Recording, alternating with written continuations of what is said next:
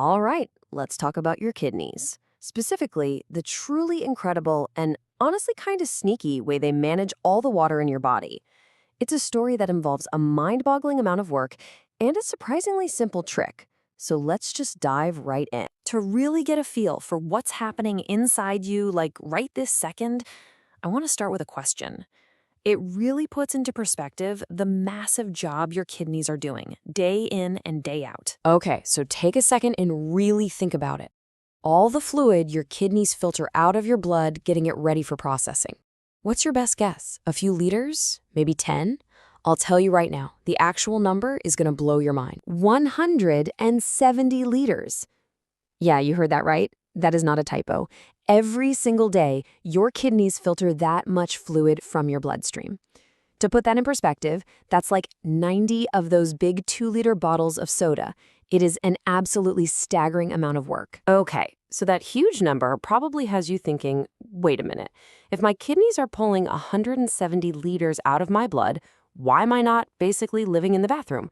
Well, the answer lies in something I like to call the 99% rule. Right, because obviously we don't pee out 170 liters. What we actually produce in a day is much, much smaller, somewhere around 1.5 to 2 liters. So where in the world does the other 99% of that fluid? We're talking nearly 168 liters. Where does it all go? And here's what that difference looks like. It's just wild. That huge bar, that's the 170 liters your kidneys start with. And that tiny, tiny little line next to it, that's what's actually left over. This system isn't just filtering, it's recycling on a truly epic scale. And this is the secret sauce. Your kidneys are absolute masters of recycling. About 99% of everything they filter out, all that water, the salts, and other good stuff your body needs, it all gets immediately pulled right back into the blood. It's only that last little 1% that actually becomes urine. What an incredibly efficient setup. But what if we wanted to break this beautiful system, on purpose?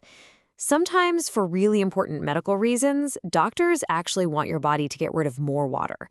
They want to deliberately make this hyper-efficient system just a little bit less efficient. So why on earth would you want to do that? Well, think about it. If you can get rid of excess water, you lower your total blood volume. That's a super direct way to treat high blood pressure. It also helps reduce the fluid buildup that causes swelling, and it can even relieve dangerous pressure in really critical places, like the blood vessels in your lungs. And this brings us to the central puzzle, right?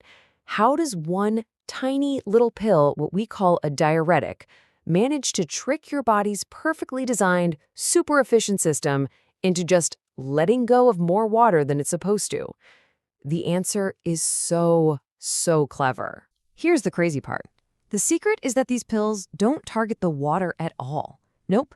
They target something else entirely, something that water is chemically programmed to follow around like a puppy: salt. It all comes down to a basic principle called osmosis. All it means is that water is naturally attracted to places where there's more salts. Water just wants to create balance, so it'll move from a less salty area to a more salty area to even things out. The author of our source text gives this fantastic, perfect analogy for it. It's just like when you salt a bitter gourd or maybe an eggplant before you cook it. You sprinkle that salt on the surface, and in just a few minutes, you start to see little beads of water being pulled right out. Your body is working on that exact same principle. So here is the trick, the genius move. A diuretic pill could not care less about water. Its one and only job is to get in there and block the body from reabsorbing the salt back into the blood. So now you've got all this extra salt trapped in the kidney's filtrate. And because of osmosis, water just sticks with the salt. It can't help it. And the result?